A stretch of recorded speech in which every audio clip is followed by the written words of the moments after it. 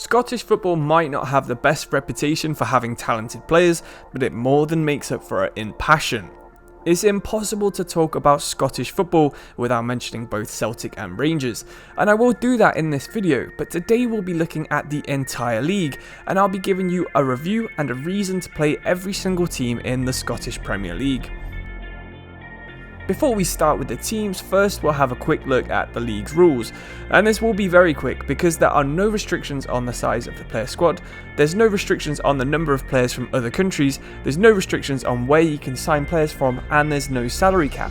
The only rule is the under 21 rule, which means every single club has to name at least 3 players under the age of 21 in their matchday squad. They don't even need to make it onto the pitch. So what is there to say about the first team on this list? Well, Celtic, if you're interested in the Scottish Premier League at all, of course you'll probably know all about them. They have a couple of the bigger names in the league. Joe Hart, of course, former England international goalkeeper, Callum McGregor, a really good defensive midfielder, and Portuguese winger Jota has been very, very good for them this season. You might also remember Cameron Carter-Vickers, who currently plays at centre-back, or Tom Rogic, who plays at central midfield. All around is a very good team. Quite a lot of their players are fairly old, although they do have 2 or 3 players with high potential. These include Michael Johnson, another left and right winger who's almost as good as Jota. You've got David Turnbull, who's more of a box-to-box attacking midfielder, which is pretty good to have in the Scottish Premier League. And then your highest potential player is of course Jota, who is currently on loan from Benfica. So the good thing about Celtic is they have a really big transfer budget. Of course they didn't win the Premier League last season, instead that was their big rivals Rangers who won it. But with a transfer budget of around £12 million, you can strengthen almost every single area of the pitch.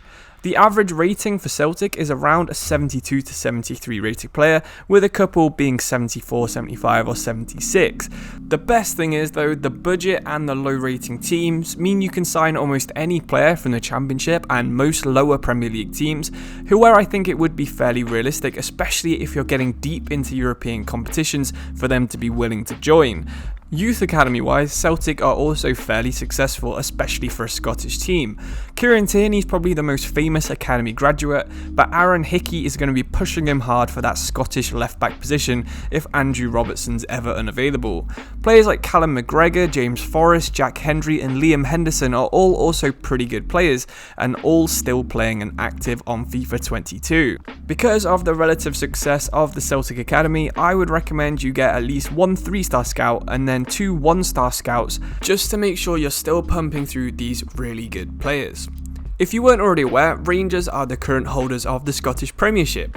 Last season, Steven Gerrard ended Celtic's massive run of consecutive wins as they tried to get 10 in a row. Rangers, of course, because of this, have a really good team, the best in the Scottish Premiership by quite a distance. They do have the talent to actually do this in FIFA quite easily. I'm sure Ultimate Team players will know all about Ryan Kent and James Tavernier, who play at right back and left wing. But I'm sure some of you will also know Alfredo Morelos, who plays up front and has been linked with the Premier League heavily over the past couple of seasons. The defence of Tavernier, Goldson, Bassey, Barisic and McGregor is pretty solid, although you'll probably want to try and replace McGregor pretty soon because he is 39 years old. Rangers has a much younger squad than Celtic. They have on average around a 24 to 25 year old range, which is about when players do enter their peak. However, Rangers don't quite have the same budget as Celtic to get new signings into their squad. It's alright because you've already got a better squad to start out with, but what you really need to be doing is looking for good Premier League loans, English and Scottish players from the Championship, and the absolute best players you can find in League One. They don't really scout Ireland like Celtic because of course there is less of a Catholic focus at Rangers, with them being a Protestant based club. Rangers Academy isn't quite as good as Celtic, or at least not as prolific recently, so in terms of youth scouts I'd probably go for a 2-star in Scotland and then a 1-star in England, and then give yourself a 1-star to scout somewhere else. They have had a lot of Nigerians, a lot of Portuguese and a lot of Croatian players play for them in the past, so maybe that is a good idea for some places for you to begin scouting straight away. There's 4 other teams in the Scottish Premiership that I think are worth talking about. Dundee, Hibernian and Hearts are 3 of them, and they all have a very similar ethos. They all have very good young squads on FIFA 22, especially Hibernian. Josh Doig, Clark, Porteous, Jasper and Nisbet can form the partnership that will get you all the way up to the top of the league, with their potentials being better than the average rating of someone like a Rangers or a Celtic. Hearts have a similar amount of potential in their team, although they have focused more on getting players in on loan.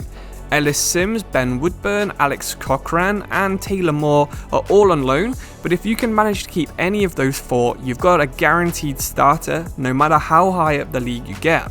With some older players in there as well, you probably remember Craig Gordon from playing in the Premier League, but they also have players like Barry Mackay, who was pretty good in the Championship, Liam Boyce, Michael Smith, and Gary Mackay-Steven, of course a bit of a FIFA legend, although he does only have 4-star skills these days. You do have some good players to build around with the experience and a good blend of youth players, so I think Hearts are probably the better of the two Edinburgh teams that are on FIFA 22. However, there's not much difference between them and Hibernian. Dundee again have a very similar young team. They of course made Gary Mackay-Stevens, who now plays for Hearts, but they've got players on loan like Dylan Levitt, who's a really good talent if you can manage to keep him in Scotland. Tim Akinola, Chris Mockery and Archie Meekerson, all good potential, and you could probably also include Lewis Nielsen in that as well.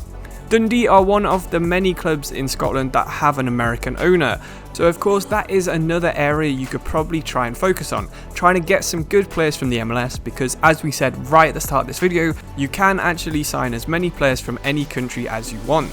Hearts actually did try and do this, but instead of Americans, they did it with Lithuanian players, because their ex-owner Vladimir Romanov also owned FBK Kaunas in Lithuania. They got the top scorer of the season in 2006-07 from here, and also Marius Salukalis, who became a pretty important team for Hearts in the past.